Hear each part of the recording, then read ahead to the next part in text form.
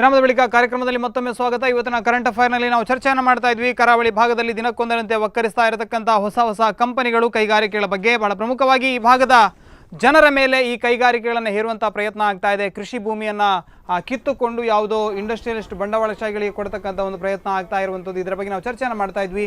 S, ನಾನು ಅಮೀನ್ರಲ್ಲಿ ಕೇಳಬೇಕು. ಮಧುಕರ್ ಅಮೀನ್ರೆ, ಈ ಭಾಗದ ಸಂಸದರು ಏನು ಹೇಳ್ತಾರೆ? ನಿಮ್ಮ ಭಾಗದ ಸಂಸದರು ಈಗ ಈ ಒಂದು ಸಮಸ್ಯೆಯ ಬಗ್ಗೆ ನೀವು ಗಮನವನ್ನು ಸೆಳೆದಿದ್ದೀರಾ ಅವರದು? SEZಗೆ ಹೋರಾಟವನ್ನು, ಎರಡನೇ ಹಂತದ SEZಗೆ ಹೋರಾಟವನ್ನು ಮಾಡುವಾಗ ಅವರು ನಮ್ಮೊಟ್ಟಿಗೆ ತುಂಬ ಇದಕ್ಕೆ ಬೆಂಬಲವನ್ನು ಕೊಟ್ಟಿದ್ದಾರೆ. ಅದೇ ರೀತಿ ಅದರ ನಂತರ ಅದು ಡಿನೋಟಿಫಿಕೇಶನ್ ಆದ ನಂತರ ಇನ್ನು ಮುಂದೆ ಅಂಥದ್ದು ಯಾವುದೇ ಯಾವುದೇ ಇಂಡಸ್ಟ್ರಿ ಬರಬಾರ್ದು ಅಂತೇಳಿ ಅವರಿಗೆ ನಾವು ಮನವರಿಕೆಯನ್ನು ಮಾಡಿದ್ದೇವೆ, ಯಾಕೆ ಬರಬಾರ್ದು ಅಂತೇಳಿ. ಆದ್ದರಿಂದ ಅವರು ಅಗ್ರಿಕಲ್ಚರ್ ಎಕಾನಮಿಕ್ ಝೋನ್ ಅಂತ ಮಾಡಬೇಕು ಅಂತೇಳಿ ಸರ್ಕಾರಕ್ಕೆ ಒತ್ತಡವನ್ನು ಕೂಡ ಮಾಡಿದ್ದಾರೆ.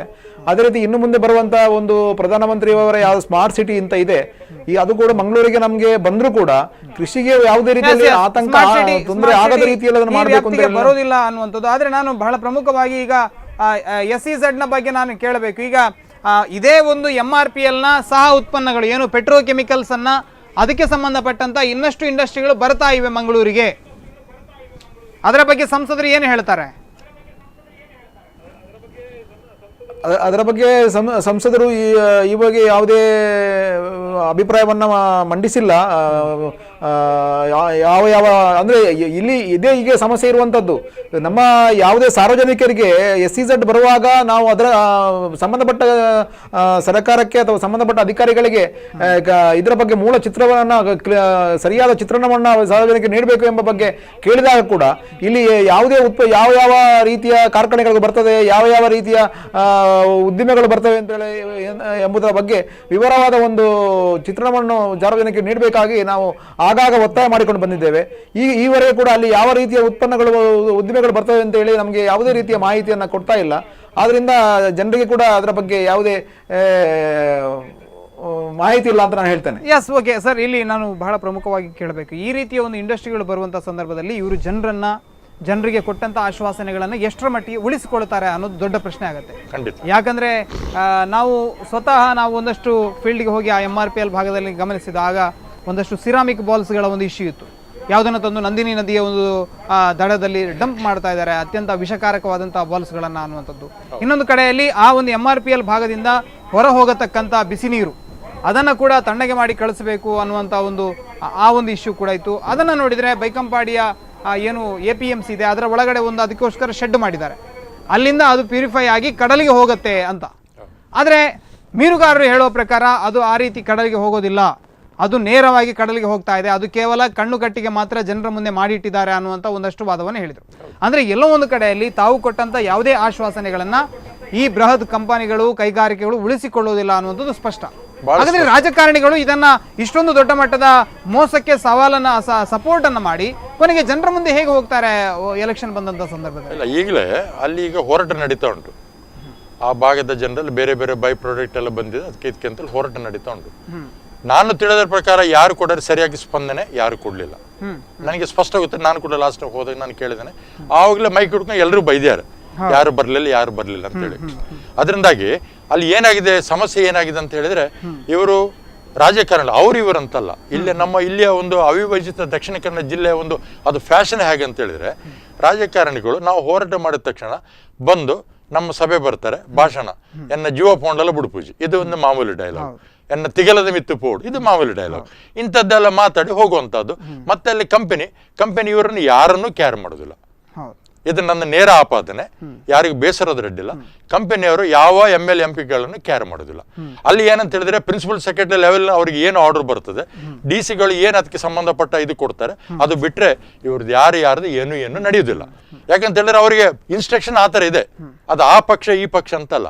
ಅದೇ ನಾನು MRPL ಅವಧಿಯಲ್ಲಿ ಯಾರೊಬ್ರು ಪೈ ಅಂತ ಒಬ್ರು ಅಧಿಕಾರಿ ಯಾರೊಬ್ರು ಇದ್ರು, ಸಿಕ್ಕಾಪಟ್ಟೆ. ಹೌದು, ಬಹಳಷ್ಟು ಜನರಿಗೆ ಅನ್ಯಾಯ ಮಾಡಿ, ಬಹಳಷ್ಟು ಜನರಿಗೆ ತಪ್ಪು ಅಭಿಪ್ರಾಯವನ್ನು ಕೊಟ್ಟು, ತಪ್ಪು ಕಲ್ಪನೆಯನ್ನು ಕೊಟ್ಟು, ಲ್ಯಾಂಡ್ ಅಕ್ವಿಸಿಷನ್ ಮಾಡೋ ಸಂದರ್ಭದಲ್ಲಿ ನನಗೆ ಈಗಲೂ ನೆನಪಿದೆ. ನಾನೊಂದು ಮೀಟಿಂಗ್ ಅಟೆಂಡ್ ಆಗಿ, ಕೃಷಿ ಭೂಮಿಗಳನ್ನ ಬರಡು ಭೂಮಿ ಅಂತ ನೇರವಾಗಿ ಬಜ್ಪೆಯಲ್ಲಿ ಒಬ್ರು ತಮ್ಮ 17-18 ಎಕರೆಯನ್ನು ಕೊಡೋ ಸಂದರ್ಭದಲ್ಲಿ ಇವರು ರೇಟ್ ಕೇಳಿದಾಗ ಇಲ್ಲ, ಅದು ನಮಗೆ ಪೂರೈಸುವುದಿಲ್ಲ ಅಂತ ಹೇಳಿದ್ರು. ಪೂರೈಸೋದಿಲ್ಲ ಇಲ್ದ್ರೆ ನೀವು ಯಾಕೆ ಸ್ವಾಮಿ ನೀವು MRP ಯಾಕೆ ಮಾಡ್ಬೇಕು? ನೀವು ನಿಮ್ಗೆ ಪೂರೈಸೋದಿಲ್ಲ ಅಂತ ಹೇಳಿ ಆದ್ಮೇಲೆ ನೀವು ಯಾಕೆ ನಮ್ಮ ಜಾಗವನ್ನು ಪರ್ಚೇಸ್ ಮಾಡಬೇಕು? ನಿಮ್ಗೆ ಪೂರೈಸುವ ಲೆಕ್ಕದ ಮಾಡಿಲ್ದೆ ನೀವು ಪರ್ಚೇಸ್ ಮಾಡಬೇಡಿ. ಕಡೆ ಲಾಸ್ಟ್ ಅವ್ರಿಗೆ ಕೇಳಿದೆ ಏನಂತ ಹೇಳಿದ್ರೆ, ಎಲ್ಲೋ ಒಂದು ಭಾಳ ಬಚ್ಪೆಯಿಂದ ಎಲ್ಲೋ ಇಂಟೀರಿಯರ್ ಬರ್ತದೆ.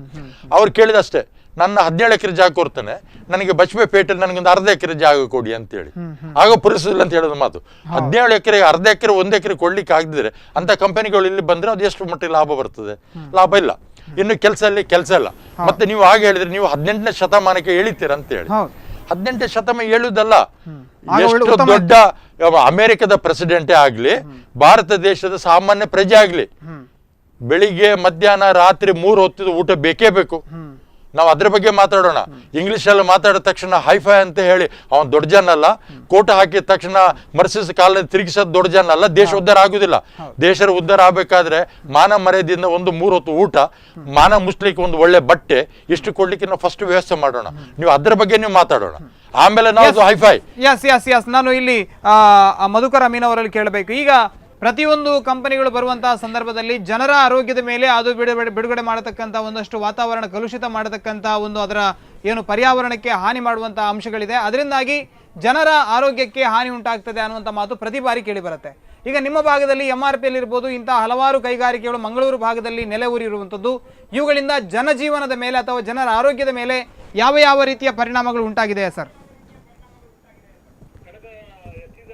ಕಳೆದ SEZನ ಸಾರ್ವಜನಿಕ ಅಹವಾಲು ಸ್ವೀಕಾರ ಕಾರ್ಯಕ್ರಮದಲ್ಲಿ ಇಲ್ಲಿ ಬಜ್ಪೆಯಲ್ಲಿ ನಡೆದಾಗ ಅದರಲ್ಲಿ ಅವರು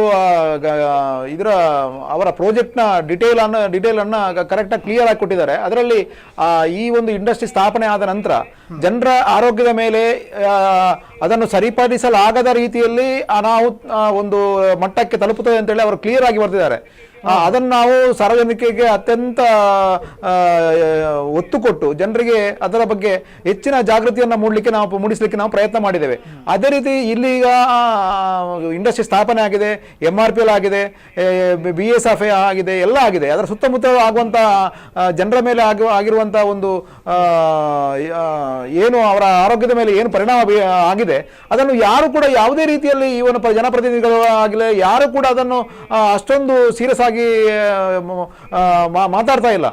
ಅಲ್ಲಿ ಜನರ ಸಫರ್ ಆಗುವಂತ ಜನರ ಒಂದು ಆರೋಗ್ಯದ ಒಂದು ಮೇಲೆ ಆದಂತಹ ಪರಿಣಾಮವನ್ನ ನಾವು ನೋಡಿದ್ರೆ ಖಂಡಿತವಾಗಿಯೂ ನಮಗೆ ಒಂದು ತೀವ್ರವಾದ ಒಂದು ಆಘಾತ ಆಗ್ತದೆ. ಅದೇ ರೀತಿ ಅಲ್ಲಿ UPCL ಅಲ್ಲಿ ಕೂಡ ನಾನು ತುಂಬಾ ಬಾರಿ ಕೇಳಿದ್ದೇನೆ, ಅಲ್ಲಿಯ ಜನರಿಗೆ ಕೂಡ ಯಾವ ರೀತಿಯಲ್ಲಿ ತೊಂದರೆ ಆಗಿದೆ, ಅಲ್ಲಿ ಏನಾಗಿದೆ ಅಂತ ಹೇಳಿ ಜನರಿಗೆ ಹೆಚ್ಚಿನವರಿಗೆ ಗೊತ್ತುಂಟು. ಆದ್ರೂ ಕೂಡ ಅದನ್ನು ಯಾವುದೇ ರೀತಿಯಲ್ಲಿ ಜನರು ಕೂಡ ಅದನ್ನು ಹೆಚ್ಚಿನ ಒಂದು ಒತ್ತು ಕೊಟ್ಟು ಹೋರಾಟಕ್ಕೆ ಹಿಡಿಯುವುದು ಅಥವಾ ಅದನ್ನು ಜನಪ್ರತಿನಿಧಿಗಳಿಗೆ, ಸರ್ಕಾರಕ್ಕೆ ಮತ್ತೆ ಎನ್ವೈರ್ಮೆಂಟ್ ಅಧಿಕಾರಿಗಳಿಗೆ ಅದನ್ನು ತಿಳಿಸುವುದು ಮಾಡ್ತಾ ಇಲ್ಲ. ಅದು ತುಂಬಾ ಒಂದು ಬೇಸರದ ವಿಷಯ. ಅದೇ ರೀತಿ ಇನ್ನು ಮುಂದೆ ಕೂಡ ಬರುವಂತ ಒಂದು ನಿಡ್ಡೋಡಿಕ ಇದಕ್ಕೆ ಬರುವಂತ ಒಂದು ಏನು ಜನರು ಕೂಡ ಜಾಗ ಕೊಡ್ಲಿಕ್ಕೆ ತಯಾರಾಗಿದ್ದಾರೆ. ಹೆಗ್ಡೆ ಅವರಲ್ಲಿ ಕೇಳಬೇಕು, ಇದು ಜನರ ಆರೋಗ್ಯದ ಮೇಲೆ ನಿಜವಾಗಿ ಕೂಡ ಪರಿಣಾಮ ಬೀಳ್ತಾ ಇದೆಯಾ? ಖಂಡಿತವಾಗಿ ಬಿದ್ದಿದೆ, ಬೀಳ್ತಾ ಇದೆ ಅಲ್ಲ, ಬಿದ್ದಿದೆ. ನಾವು ಇದನ್ನ ಉದಾಹರಣೆಯನ್ನು ಕೊಟ್ಟು ಹೇಳಬೇಕು. ಬೇಕಾದಷ್ಟಿದೆ. ಈಗ ನಿಮ್ಗೆ ನಾನು ಬಹಳ ಸಿಂಪಲ್ ಹೇಳ್ತೇನೆ. ನೀವು ಸ್ಕಿನ್ ಡಿಸೀಸ್ ಬಗ್ಗೆ ನಾನು 10 ವರ್ಷ ಹಿಂದೆ ಯಾವತ್ತು ನಾನು ಹೋರಾಟಕ್ಕೆ 11 ವರ್ಷ ಹಿಂದೆ ನಾನು ಹೇಳಿದೇನೋ ಆವತ್ತು ಸ್ಕಿನ್ ಡಿಸೀಸ್ ಬಗ್ಗೆ ಹೇಳಿದ್ದೇನೆ. ಇವತ್ತು ನೀವು ಹಿಚಿಂಗ್ ಎಲ್ಲ ಕಡೆ ನೀವು ಸ್ಕಿನ್ ಡಾಕ್ಟರ್ ಹತ್ರ ಹೋಗಿ ನೋಡಿ. ಕಣ್ಣು ತುರಿಕೆ ನಾನು ಆವತ್ತೇ ಹೇಳಿದ್ದೇನೆ, ಕಣ್ಣು ತುರಿಕೆ ಇವತ್ತು ಜಾಸ್ತಿ ಇದೆ. ಇವತ್ತು ಮೈ ತುರಿಕೆ, ಸ್ಕಿನ್ ಡಿಸೀಸ್ ಅಂತೂ ಹೈಯೆಸ್ಟ್ ಬಂದಿದೆ. ನೀವು ಎಲ್ಲ ಡಾಕ್ಟರ್ ಹತ್ರ ನೋಡಿ, ಸ್ಕಿನ್ ಡಿಸೀಸ್ ಪ್ರತಿಯೊಬ್ಬರಿಗಿದೆ. ಆಮೇಲೆ ಇನ್ನು ಕ್ಯಾನ್ಸರ್ ಬರುವಂಥದ್ದು 100ಕ್ಕೆ 100 ಕ್ಯಾನ್ಸರ್ ಬರಲೇಬೇಕು. ಯಾಕಂದರೆ ಕಾರ್ಬನ್ ಡೈಆಕ್ಸೈಡ್, ಕಾರ್ಬನ್ ಮೊನಾಕ್ಸೈಡ್, ಇನ್ನು ವಿಷಪೂರಿತವಂಥ ಬೇಕಾದಷ್ಟು ಇದರಲ್ಲಿ ಏನು ಎಫ್ಲೆಂಟ್ ಬರುವಂಥದ್ದು, ಹೊರ ಬರುವಂಥದ್ದು, ಇದನ್ನು ನಾವು ನ್ಯಾಚುರಲ್ ಆಗಿ ಅದು ಭೂಮಿ ಹೋಗುವಂಥದ್ದು, ಭೂಮಿ ನೀರಿನ ಒಟ್ಟಿಗೆ ಸೇರುವಂಥದ್ದು, ಆ ನೀರನ್ನು ನಾವು ಕುಡಿಯುವಂಥದ್ದು. ದನ ಕರುಗಳು ನಾವು ಹೇಳಿದ ದಿವಸ ಒಂದು ವರ್ಷದಲ್ಲಿ ಎಲ್ಲ ಯಾವುದೇ ದನಕರಿಗೆ ಸರಿಯಾಗಿ ಕರುಗಳಿಗೆಲ್ಲ ಆರೋಗ್ಯ ಇಲ್ಲ, ಕರುಗಳು ಹುಟ್ಟುವ ಕರುಗಳು ಸತ್ತು ಹುಟ್ಟುತ್ತಾ ಇದೆ. ಇದನ್ನು ನಾವು ನೋಡ್ತಾ ಇದ್ದೇವೆ. ಬೇಕಾದಷ್ಟು ಡಾಕ್ಯುಮೆಂಟ್ ಇದೆ. ಇದು MRPL UPCL ಅಲ್ಲ, ಈ ಸರೌಂಡಿಂಗ್ಸ್ ಎಲ್ಲ ನಾವು ಎಷ್ಟು ಕ್ಷೇಮದಲ್ಲಿ ಇದ್ದೇವೆ ಒಂದು ಹಂತದಲ್ಲಿ, ಇವತ್ತು ಅದಕ್ಕೆ ವ್ಯತಿರಿಕ್ತವಾಗಿ ನಾವು ಉಲ್ಟಾ ಪ್ರತಿಯೊಬ್ಬರ ಆರೋಗ್ಯವನ್ನು ಕಳ್ಕೊಳ್ಳುವಂಥದ್ದು ಇವತ್ತು ಇದೆ. ನಾವು ನೋಡ್ತಾ ಇದ್ದೇವೆ, ನಮ್ಮ ಹತ್ರ ಡಾಕ್ಯುಮೆಂಟ್ ಇದೆ. ಮೊನ್ನೆ ಒಬ್ಬರು ಲೇಡಿ ತೀರ್ಕೊಂಡ್ರು, ಅವರು ಕ್ಯಾನ್ಸರ್ನಿಂದ ತೀರ್ಕೊಂಡ್ರು. ಡಾಕ್ಟರ್ ಬಹಳ ಸ್ಪೆಸಿಫಿಕ್ ಆಗಿ ಮೆನ್ಷನ್ ಮಾಡಿದ್ದಾರೆ, ಕ್ಯಾನ್ಸರ್ ಆಲ್ ಓವರ್ ಭಾರತದಲ್ಲಿದೆ, ಇಲ್ಲಿ ಮಾತ್ರ ಅಲ್ಲ ಅಂತ ಹೇಳ್ತಾರೆ. ಕೇಳಿದ್ರೆ ಅವರು ಅದು ಹೇಳಲಿಕ್ಕೆ ಭಾಳ ಸುಲಭ. ಅದು ಅನುಭವಿಸಿದಾಗ ಮಾತ್ರ ಅವ್ರಿಗೆ ಗೊತ್ತಾಗ್ತದೆ. ಎಲ್ಲರೂ ಹೇಳೋರು ಇರ್ತಾರೆ, ಭಾರತದಲ್ಲಿದೆ, ಪ್ರಪಂಚದಲ್ಲಿದೆ, ಅಮೆರಿಕ. ಈಗ ಪ್ರತಿಯೊಬ್ಬರು ಮಾತಾಡೋದು ಹೋಲ್ಸೇಲ್ ಆಗಿ, ಅದರ ಬಗ್ಗೆ ತಿಳ್ಕೊಂಡು ಮಾತಾಡೋರು ಇದ್ರೆ ನಾನು ಅವರಿಗೆ ಯಾವ ಹೊತ್ತು ಚರ್ಚೆಗೆ ನಿಲ್ತೇನೆ. ಯಾರೊಬ್ರು ಕೂಡ ತಿಳ್ಕೊಂಡು ಮಾತಾಡೋದಿಲ್ಲ, ಎಲ್ಲೋ ಎಲ್ಲ ಕತೆ ಇದು ಮಾಡ್ತಾರೆ, ಏನೋ ಹೇಳ್ತಾರೆ, ಎಲ್ಲ ಹೇಳ್ತಾರೆ. ಯಾರೊಬ್ರು ಕೂಡ ತಿಳ್ಕೊಂಡು ಇಂಥದ್ದೇ ಡಾಕ್ಯುಮೆಂಟ್ ಹೇಳಿದ್ರೆ ನಾವು ಕೋರ್ಟ್ನಲ್ಲಿ ಹೋರಾಟ ಇವತ್ತು ಮಾಡ್ತಿದ್ದೇವೆ. ಹೈಕೋರ್ಟ್ ಇದೆ ನಮ್ಮ ಹತ್ರ, ಹಸಿರು ಪೀಠ ಅಂತ ಇದೆ, ಅದಕ್ಕೋಸ್ಕರ ಅವರು ಏನ್ ಮಾಡ್ತಾ ಇಲ್ವಾ ಅದಕ್ಕೆ ಪರ್ಯಾವರಣದ ಉಳಿವಿಗಾಗಿ? ಅದನ್ನೇ ನಾನು ಆವತ್ತೇ ಒಂದ್ಸಲ ನಾನು ಇದೇ ಮಾತನ್ನು ಹೇಳಿದ್ದೇನೆ. ನಮ್ಮಲ್ಲಿ ಜುಡಿಷಿಯಲ್ ಕೂಡ ಒಂದು ಬಹಳ ದೊಡ್ಡ ನಮಗೆ ದೇಶಕ್ಕೆ ಮಾರಕ.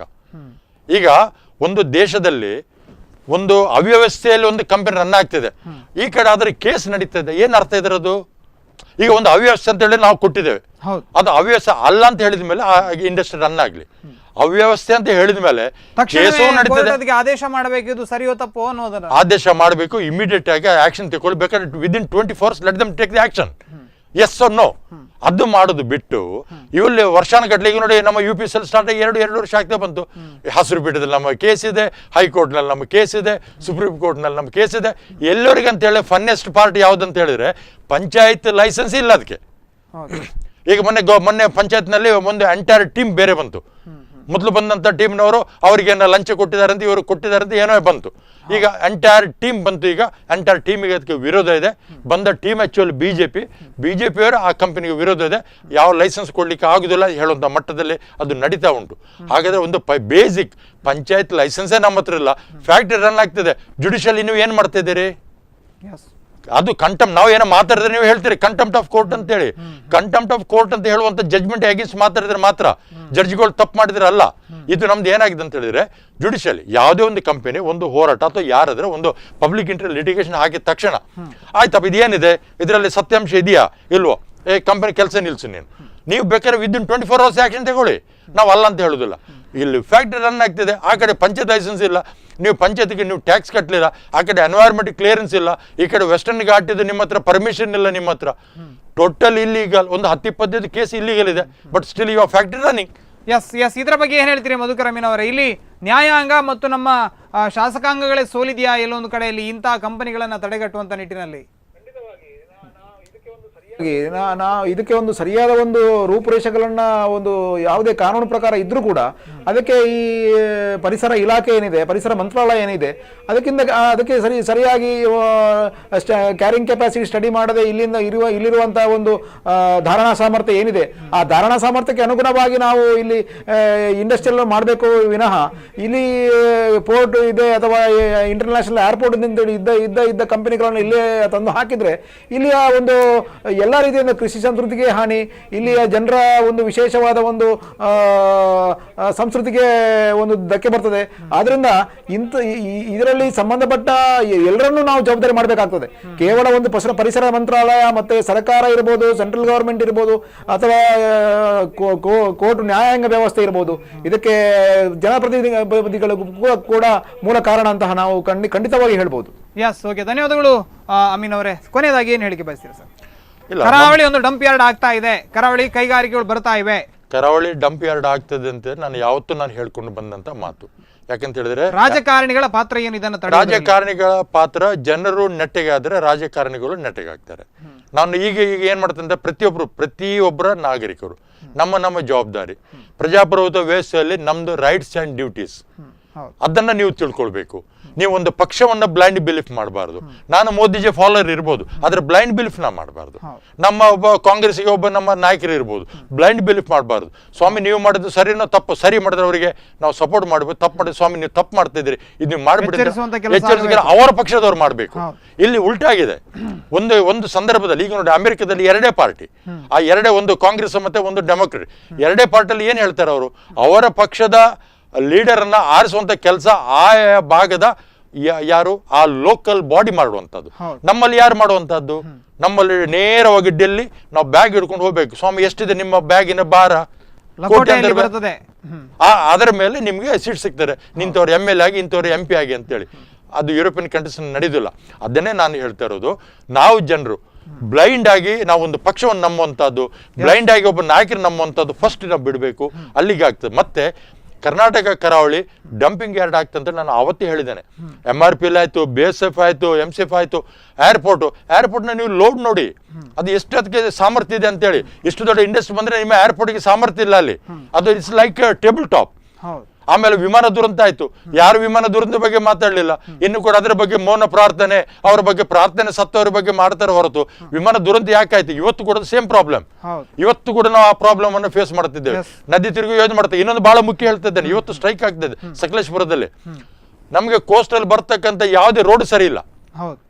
ಚಾರ್ಮಾಡಿ ನಿನ್ನೆ ಬಂದಿತ್ತು, ಚಾರ್ಮಾಡಿ ನಿನ್ನೆ ಬಂದಲ್ಲ, ಆಯ್ತು ಇನ್ನು 9 ತಿಂಗಳು ಬಂದಂತೆ. ನಿನ್ನೆ ಇವತ್ತು ನಾನು ಇರ್ಬೇಕಾಗಿತ್ತಲ್ಲಿ, ಕಾರಣಾಂತರ ನನಗೆ ನಿನ್ನೆ ಬ್ಯಾಂಗ್ಳೂರು ಅರ್ಜೆಂಟ್ ಊರು ಬರಬೇಕಾಯ್ತು. ನಿನ್ನೆ ನಾನು ಚಾರ್ಮಾಡಿ ಈ ಕಡೆಯಿಂದ ನಾನು ಬಂದೆ. ನಾನು ಶಿರಾಡಿ ಘಾಟನ್ನ ಇನ್ನು 9 ತಿಂಗಳು ಬಿಡುದಿಲ್ಲ.